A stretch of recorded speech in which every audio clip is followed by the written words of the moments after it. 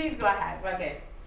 So the overall objective of our project is to strengthen and develop sustainable cooperation between civil society organizations from Macedonia and those from EU countries. So the main focus on the project is actually promoting exchange of experience between these organizations. So in a way, peer learning together with their own experience, so that in a way the Macedonian organizations can strengthen their capacities, better understand EU policies, structures and funding opportunities, and actually start the process of creating partnerships and cooperation with these organizations.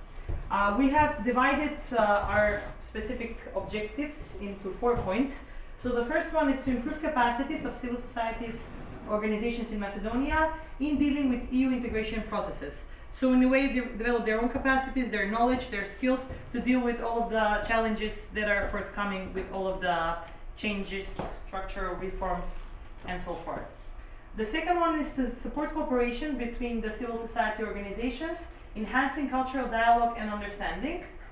So what I said before, not only improving their technical knowledge, but also learning how to cooperate with organizations from other cultures, learning how to communicate with them and better understand the European values. The third one is to develop skills for civil societies organizations for building and management of civil society organization networks. So the point of the project is not only to in a way promote use of these types of networks for establishing partnerships, but also gaining skills on how they can be used in their work and actually how to use these networks to develop projects and initiatives with EU country organizations. And the fourth one is empowering Macedonian civil society organizations to play a regional leadership role in the EU integration processes. So the way we see it is that the civil organizations here locally need to be the local and regional leaders who are actually going to support all of the changes that are forthcoming, and that's why we want to develop their capacities, their knowledge on the subject, in a way prepare them for this leadership role. So, and we go with the results.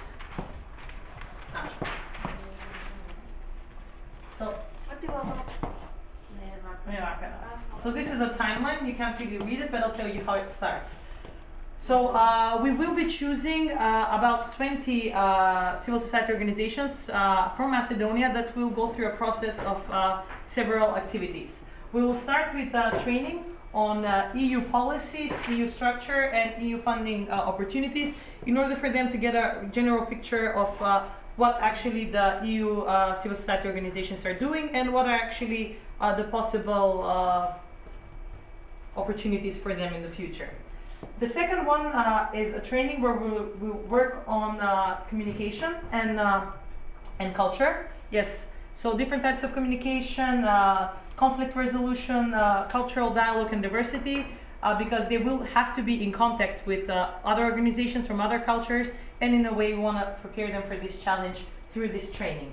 Just to add, Anna, and what is important for us in this case is especially the Macedonia is a country that is on the Balkans, having in mind all the different diversity cultures that actually live here and exist, and how important is a future leader to have these skills and to be able to work with other cultures, not only from Europe but especially from the region. Precisely. So we go on. The next training is training for leadership. So as we already said, in a way building up the skills for leadership and playing the role as regional leaders that will lead other organizations and institutions in Macedonia through the European integration processes. The fourth one is, okay, here. So the fourth one is actually a different kind of training, where we actually want to train the participants and the organizations how to develop research projects on the subject of the European Union, the European policies and so forth. So in a way, this will deepen their knowledge on the subject and prepare them for the challenges that are awaiting a little bit later on during the year. So after they have been through this training, all of the organizations are going to be asked to do this kind of research on several subjects that will be offered to them. And after that, we will have an evaluation meeting where all of the 3 partnering organizations and the 4th organization, which is located in Portugal, we'll actually evaluate these research projects and pick the best 10 projects that will continue with the process further on. Those that will be selected as the best will have the chance to participate at the Roundtable Marathon. Roundtable Marathon, so what is that? So in Macedonia, we will offer these organizations the opportunity to participate in several days of roundtables and plenary sessions. Well, they will have the opportunity to meet representatives of EU country civil society organizations that will visit Macedonia, and in a way this will be the first base where they will start to establish the cooperation, exchange of ideas, best practices will be presented, best practices from the European Union to the Macedonian organizations, and in a way these local organizations are going to start to get introduced with how things actually work in the European Union, and of course a base for building partnerships further on. After that, these 10 organizations that are actually participated at the Roundtable Marathon will be able to have study visits in organizations in Europe. So each organization will have the opportunity to send 2 representatives, and all of the organizations are going to be sent to different countries and different cities in the European Union. Well, for a week, they will be able to work in a specific organization, exchange ideas with them, learn from them, and in a way draw from their experience. Just to add something to be more precise, so that our Anna probably will set later on that the organization from Portugal is actually an umbrella organization that is working with these different organizations where we are actually sending the members from the CSOs from Macedonia. So these are the contacts where are coming from. It's not that they are imaginative or that we are going to further found them, but actually find them. It's actually this Portugal CSO is providing this information as a partner of the project. Thank you. Very important information I missed. So after all of these organizations have come back to Macedonia, they will all work on preparing a manual for establishing sustainable and effective partnerships between non-EU civil society organizations and EU civil society organizations. So in a way, we want to get all of the knowledge that they gain through this process, put it in a manual that can be used further on by the organizations that are going to be members of our future network, other organizations on the Balkans, and so forth.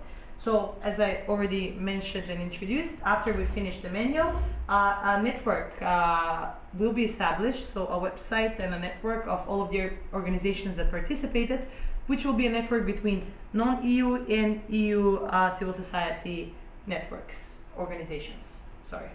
So, that's about it in regards to the results. Roles of the partners. Luka Leadership Macedonia is going to be the organization that's going to apply, and we have as partners the Red Cross and the name which SPASP. Yeah. I don't know if in English. In English, it's the same. SPA.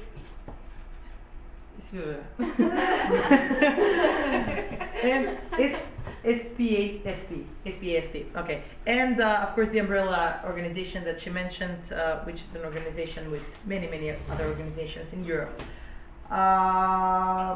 Then we have the rough budget. Our budget is 70,000 euros. Do you mean it? Yeah. 70,000 euros. Should I tell you the headings? Yeah. We have 12,000 euros for staff salary. We have overhead costs 5,000 euros.